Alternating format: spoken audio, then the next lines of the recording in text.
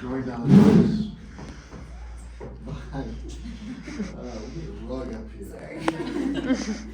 By Utah head coach Carly Dockendorf, Amelie Morgan, and Grace McCallum.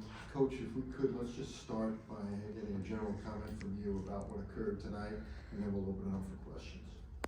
Yeah, I mean, what an honor to be here. It just takes so much to even get to the national championships. We definitely don't take it for granted.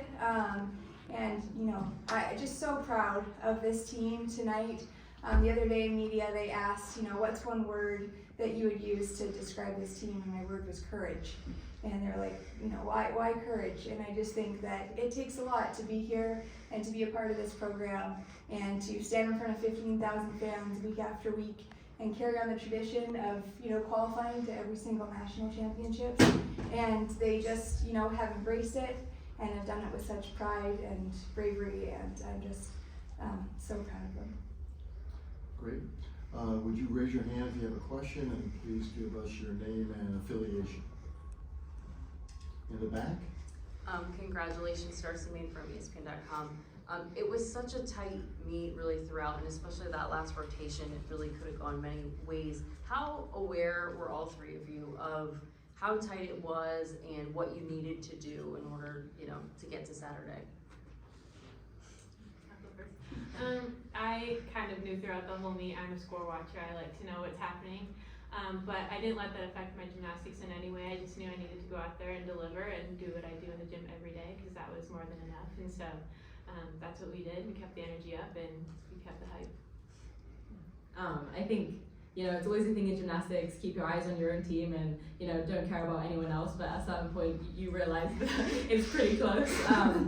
But I think for us and throughout this whole season, we have really kind of emphasized the having no doubt. And I know for me and, pretty much all of our team, there was no doubt in our minds that we weren't going to make it. And even though it was that close, I think, we knew we could do it. We knew we are that good, and I think that's what carried us through. And just really proud. Yeah, we've been in that position before where it's come down to 10th in the last rotation, and these women have worked so hard on bars this year, and they've been so consistent over there, and I agree. I mean, I didn't have any doubt that they were just going to go do what they've been practicing, because they've been putting in the work every single day. Next, on the right here. Trent Wood with the Deseret News. Grace, you stuck your ball. And for a time you were going to win the ball title to the very end, so you finished second. How surprised were you that you stuck your ball? How did that feel in that moment here? I felt pretty electric, like all my hard work kind of paid off in that moment right there. It's something we've really been working on in the gym, really dialing in those landings, and so for it to happen in the moment that it mattered most, I was just very, very happy. Anyone else? In the back?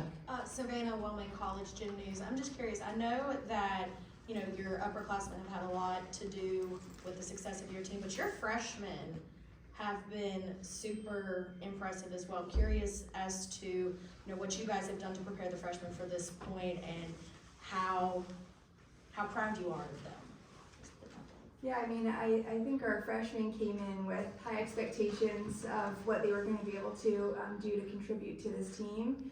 And they have. I mean, they both have been through a lot of adversity, obviously with Avery and her ankles, and that just showed her character and how determined she was to help this team be here today. And Zoe, it took her a little bit longer to get her confidence, to realize that she is a huge part of this team and she belongs here.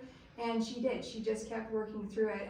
But I really do think that our upperclassmen, like these women sitting here, our seniors, really built relationships with our freshmen that allowed them to just be them and to celebrate their strengths right from the beginning. I think sometimes that can take years, but these women are just amazing at embracing our freshmen and making them feel like they're a part of the team from the very day one.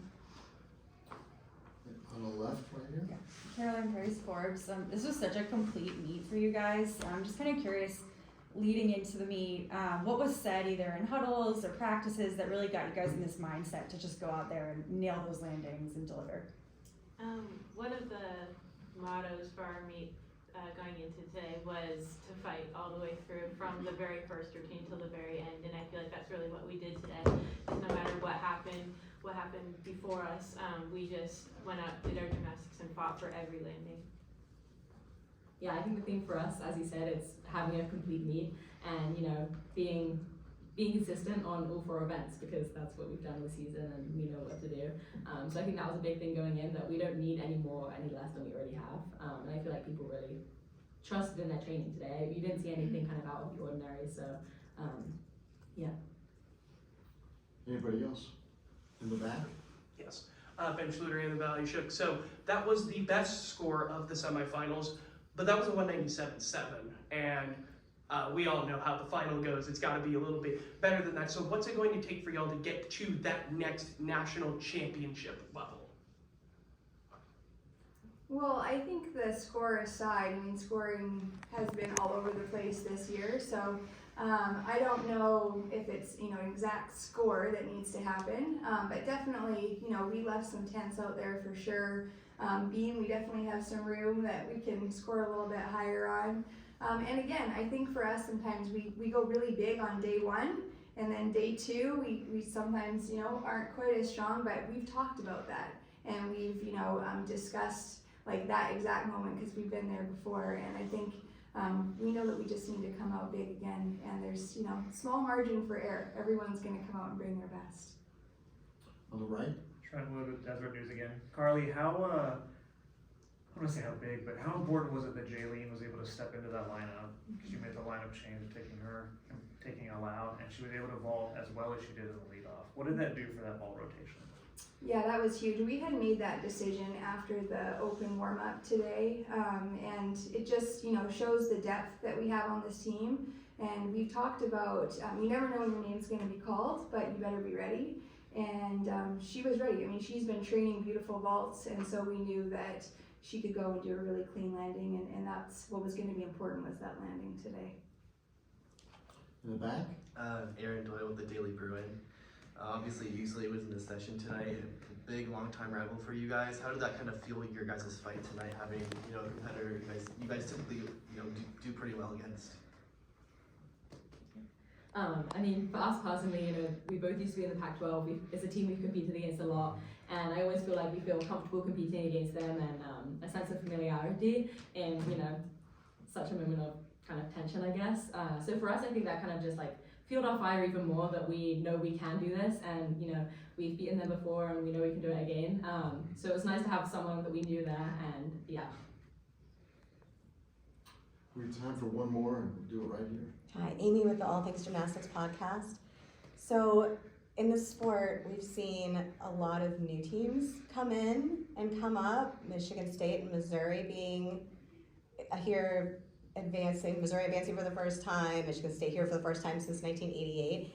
Can you speak to the legacy of Utah and your ability to be the team that has been the one to consistently make it to nationals over and over? What is it about your culture that has enabled Utah to be that team? I mean, I think one thing is we would all agree that it's not just a handful of people that make it possible.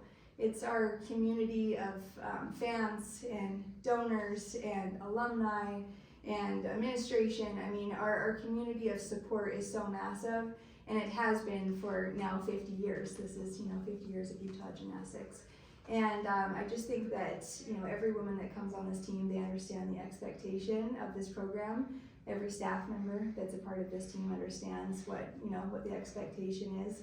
And we love it. We take it with great pride that we get to be a part of a program that is expected to be here every single year. But it really does involve just a huge, huge village of people to make it possible year after year. It's not just a collection of a couple. Thank you, Coach. Thank you, ladies. Thank you to your SID, Michelle Bach.